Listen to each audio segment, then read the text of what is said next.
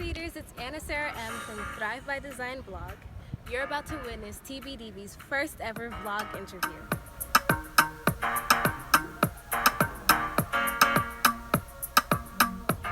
We are here at Stanford University to see cardiovascular biologist Elena Matsa.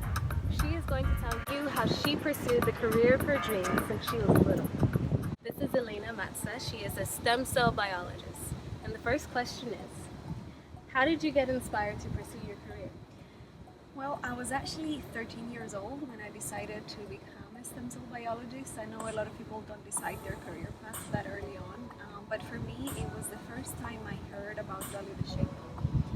If you don't know who that is, that was a sheep that was created from somatic cell nuclear transfer, and that technology was the first time we discovered that we can actually take a cell from the human body, or in that case from a sheep, and turn it back in time into a cell that looks and acts like a stem cell that is otherwise found in the embryo.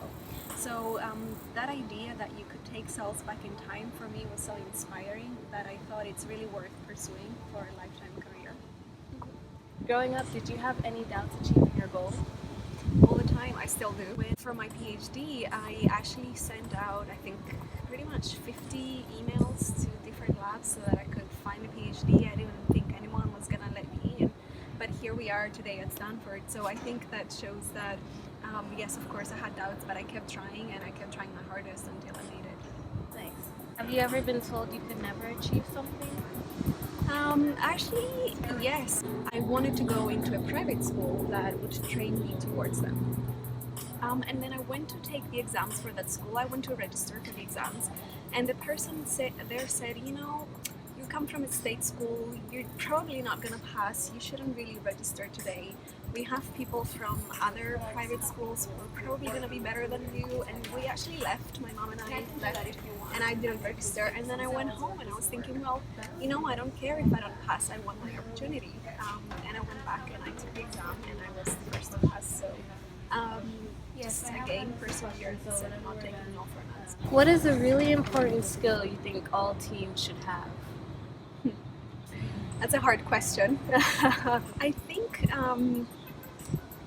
one very important skill is to kind of be forgiving to yourselves. I know that there is a lot of pressure as a teen to decide what you want to do and to kind of have everything figured out at a young age, and I think it's important to remember that you're going to make mistakes and that you should forgive yourself about them, and you should move on and try different things and not be afraid to try different things.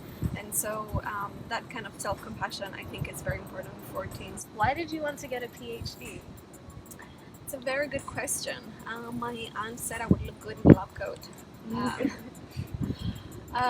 So I have this, it's kind of, you know, it comes from within. It's this desire to continue learning, to never stop, never say it's enough, to pursue a topic to kind of the highest degree of knowledge that we can have. So it's that drive that I have to learn more, to be more. I think that's what drove me to do a PhD. How was the experience though? Was it hard? It was very, very hard. It changed my life. So I think before going into a PhD, I was a little more relaxed. So for example, when I was doing a research project for my master's degree, I would go in at I think 11 a.m. and leave by 3 p.m. I didn't do that for my PhD. I was going in at 8, I was leaving at midnight, and I was doing that 7 days a week, and I was exhausted. But it was, so I think it made me realize that it requires more maturity, and you had to step up to the role to do a PhD. But I was very excited about my topic as well. And I think that's important, that I was doing something that I was enjoying and that I was passionate about.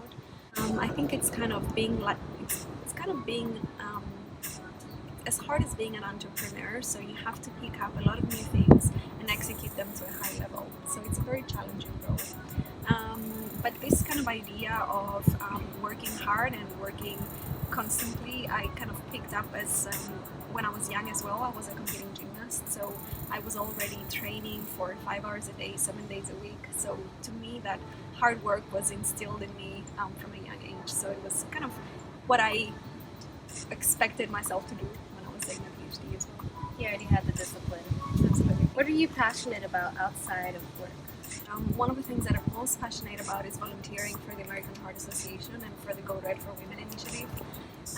My family has a long history of heart disease, from my grandma to my dad, and a lot of it was because of lifestyle choices, so diet and smoking primarily.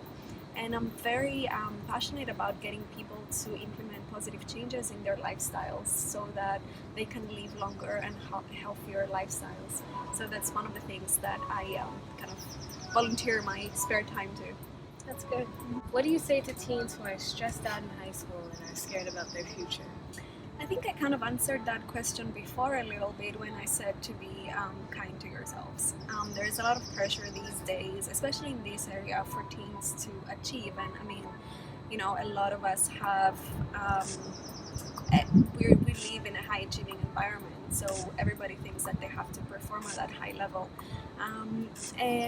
There is a pressure, and there's a pressure of making mistakes. What happens? What if you make the wrong choice? And you know what? There are so many people who started off doing one thing and then chose another direction for their career. They change their mind. They realize they make a mistake that's not working for them. So don't feel trapped. Don't feel that you can't change your mind later. That's very normal. That's very natural. For me, it was very good that my parents never pressured me to choose one career. They said that's the one thing that we can't tell you what to do with, and you'll have to make your own decision. And I did. That meant that I was able to do something that I was passionate about, to really understand what was getting me excited. What was it that I wanted to work on for something else a day. And I think following your passion, feeling free to follow your passion outside of society pressures is very important. Lastly, what does feminism mean to you? Well, that's a hard question. So I have been thinking about this for a long time, and I can't say that I have had many experiences where I felt that being a woman has helped me be high, but maybe I've been kind of blind to it as well. I'll tell you one story with a close friend of mine who's an orthopedic surgeon here at Stanford, and she had a patient, and the patient said to her, "Do you know why I chose you?" And she said, "Why?" And his answer was, "Because you're young and you're a woman." And she said, "Well, that's a good thing." And his answer was, in a profession that's dominated by males, 92% of the people who are orthopedic surgeons are males.